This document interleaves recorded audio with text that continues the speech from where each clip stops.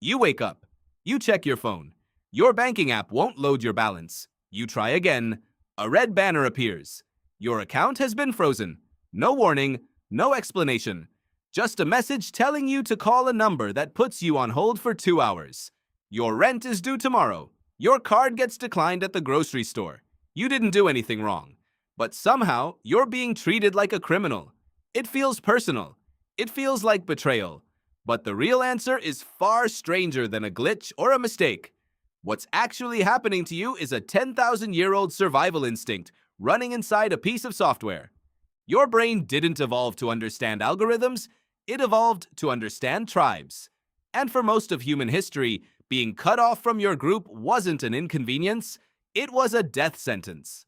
Think about your ancestors, tens of thousands of years ago, living in small bands of maybe 50 to 150 people. That number isn't random. Anthropologist Robin Dunbar studied primate brain size against social group size and found a consistent ceiling on how many relationships a human mind can meaningfully track. Beyond that number, trust breaks down. You can't personally vouch for a stranger, so your ancestors built something else instead. Reputation. In a small band, everyone knew who shared meat after a hunt. Everyone knew who hoarded resources during a hard winter. Everyone knew who could be trusted to return a favor. There was no bank vault. There was no ledger. There was memory. Your worth was tracked silently by everyone around you, all the time. And if that memory turned against you, if the group decided you had cheated, stolen, or betrayed the tribe, you weren't fined. You weren't given a warning letter. You were exiled. Exile meant walking into a landscape with no food stores you could access, no shelter you could return to, no protection from predators or rival groups. Anthropological research on hunter-gatherer societies has repeatedly shown that banishment functioned as one of the most severe punishments available, often more feared than physical violence, because a lone human rarely survived long against the wilderness alone. Your body and brain adapted accordingly. The fear of being cut off from the group became one of the deepest wires in your nervous system. Not a preference, a survival mechanism. Here's where it gets stranger. Psychologist Kipling Williams spent decades studying this exact reaction using a simple experiment called Cyberball. Participants played a virtual game of catch with 2 other players online, except the other 2 weren't real. They were programmed to eventually stop throwing the ball to the participant. Just stop. No message, no explanation, pure exclusion. Williams found that even in this obviously meaningless, low-stakes digital scenario, being ignored triggered a measurable spike in psychological distress. Brain imaging studies building on this work showed activity in regions associated with physical pain, the same regions that light up when your body is actually injured. Being frozen out, even by strangers in an online game, hurts the way an injury hurts. Your nervous system doesn't know the difference between social exclusion and physical danger. It reacts the same way. It always has. Now hold that idea and look at your frozen bank account. A modern bank isn't one tribe of 150 people who know your name and your history. It's millions of anonymous accounts, moving billions of dollars a day, watched over not by elders who remember your character, but by algorithms trained to spot patterns that resemble fraud, laundering, or risk. The system can't know you. It only knows your behavior looked, statistically, like the behavior of someone dangerous. A large transfer, a login from an unfamiliar location, a pattern that matched a fraud case somewhere else in the system. And so, without malice, without a face, without a story, it does exactly what your ancestors' tribe would have done to a suspected cheater. It cuts you off. Instantly. Completely. This is the counterintuitive twist. The bank isn't behaving like a modern institution at all. It's behaving like an ancient tribe protecting its resources from a perceived threat, using the oldest social tool available, exclusion first, explanation later, if ever. There's historical precedent for this pattern showing up long before modern banking existed. In medieval trade networks, merchants relied on reputation systems enforced by guilds. Economic historians studying these networks, including research associated with economist Avner Greif on medieval trading communities, found that traders who were suspected of cheating a partner could be cut off from an entire network of commerce, not just one relationship. One accusation, even an unproven one, could end a merchant's ability to trade across an entire region. Sound familiar? A modern account freeze works almost identically. One flagged transaction, and you're locked out of an entire financial network, not just one transaction. The tools have changed. The wiring hasn't. Go back further, and the pattern holds. Long before coins or ledgers existed, many small-scale societies ran on what anthropologists call gift economies, webs of obligation where giving and receiving created invisible debts that bound a community together. Anthropologist Marcel Mauss, studying these exchange systems, argued that a gift was never truly free. It carried an expectation of return, and that expectation was enforced not by contracts, but by social standing. Failed to reciprocate, and you weren't sued. You were quietly reclassified. People stopped including you in the next hunt, the next harvest, the next exchange of goods. No official notice was issued. You simply noticed one day that you had been left out. That is strikingly close to what an account freeze feels like today. There's no courtroom, no verdict read aloud, just a sudden absence of access, a quiet reclassification from trusted member to flagged risk, delivered through a push notification instead of silence around a fire. Your ancestors also lived with something modern banking customers rarely think about: the presumption of guilt as a protective default. In a small group with no police force, no forensic accountants, and no way to verify a stranger's claims, waiting for ironclad proof before acting on suspicion was a luxury the tribe often couldn't afford. If someone's behavior looked like betrayal, the safer move, evolutionarily speaking, was to assume the worst and restrict access first. The individuals who hesitated, who gave every suspected cheater the full benefit of the doubt, sometimes paid for that hesitation with the group's shared food stores. Or worse.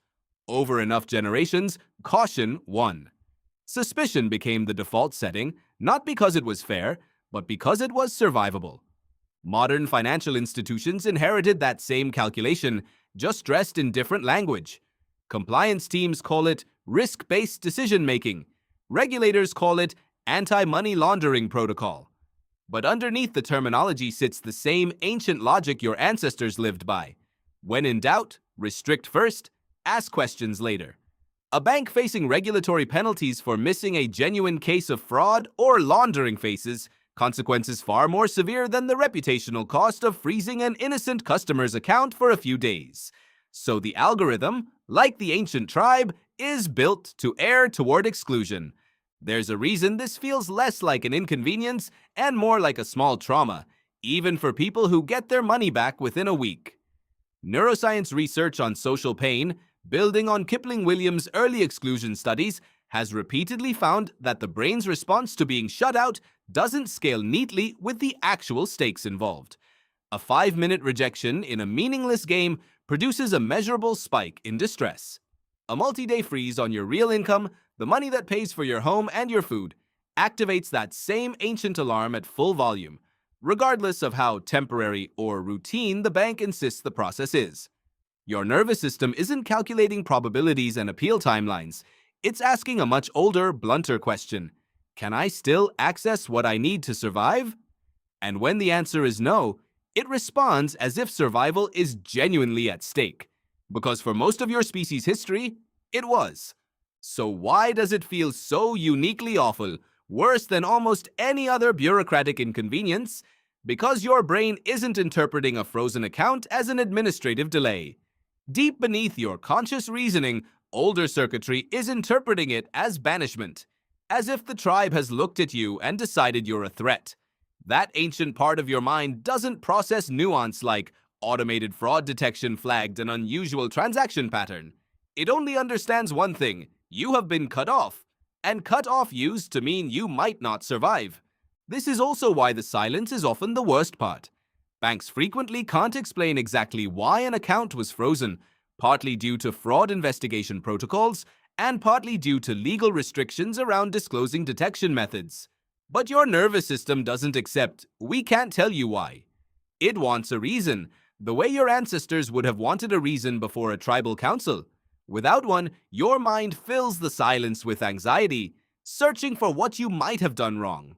the same way someone facing exile would have desperately searched their memory for the moment they broke trust. There's a deeper layer to this too, rooted in how your brain evolved to detect cheaters in the first place. Researchers Leda Cosmides and Tooby, working in evolutionary psychology, proposed that human reasoning contains specialized mental tools built specifically for spotting social rule violations, sharper and faster than our reasoning for almost any other kind of logical problem. You are, quite literally, better wired to detect a possible cheater than to solve an abstract puzzle. Financial institutions have essentially outsourced this ancient cheater detection instinct into code, scaling a mental tool built for tracking 150 people into a system tracking hundreds of millions. The unsettling part is that the system inherited the instinct's flaws along with its speed. Ancient tribal justice was fast, but it was also frequently wrong, prone to punishing the innocent alongside the guilty, because the cost of missing a real cheater felt higher than the cost of wrongly excluding an innocent member. Modern fraud algorithms operate on a similar logic. It is statistically cheaper for a bank to freeze 1,000 innocent accounts than to let one genuinely fraudulent transaction slip through undetected. You are not being punished for something you did. You are collateral in a system optimized the same way your ancestors' tribe was optimized, better safe and suspicious than sorry. Understanding this doesn't unfreeze your account any faster, but it does change what the experience means. You are not the target of a personal judgment. You are not being singled out because something is uniquely wrong with you. You have simply triggered the oldest alarm system your species has, one built for a world of 150 familiar faces, now running inside a machine trying to police hundreds of millions of strangers it will never actually know. There's one more piece of this that most people never think about, and it's perhaps the strangest of all. In small ancestral groups, exile was rarely permanent by design. Anthropological accounts of hunter-gatherer conflict resolution describe elaborate rituals for readmission, apologies, shared meals, public gestures of trust rebuilding, precisely because the group understood that a fully isolated individual was a wasted resource, a hunter or gatherer who could no longer contribute. The goal of exclusion was almost never destruction. It was correction, followed by reintegration once trust was restored. Modern banks operate on a strangely similar logic, even if it doesn't feel that way from inside the freeze. The goal usually isn't to permanently sever you from the financial system. It's to pause access just long enough to verify you're not the threat the pattern suggested. Documents get reviewed, identities get confirmed, and in the overwhelming majority of cases, access is restored. The same way, historically, most temporarily excluded individuals eventually found their way back into the group's good graces. The process is cold, slow, and often poorly communicated, but it is rarely designed as a permanent verdict. It's designed as a pause button pressed by a system that, like your ancestors' tribe, would rather insult an innocent person briefly than risk missing a real threat entirely. None of this makes the wait less frustrating. Knowing why a fire alarm is loud doesn't make the sound less jarring, but there's something quietly steadying in realizing that the panic rising in your chest while you're on hold isn't a personal failure, and it isn't proof that something is wrong with you. It's a 100,000-year-old alarm system doing exactly what it was built to do, misfiring inside a world it was never designed for. Somewhere in your body, right now, whenever your card gets declined, whenever an app locks you out without explanation, whenever you're made to wait in silence for a verdict from a system that can't see you as a person, an ancient signal is firing. It's the same signal your ancestors felt standing outside the fire's light, wondering if the group would let them back in. You wake up, you check your phone, the banner is gone, your balance loads. Nothing was explained, and nothing really needed to be. Your body already knew what had happened before your mind caught up. You had been let back into the tribe.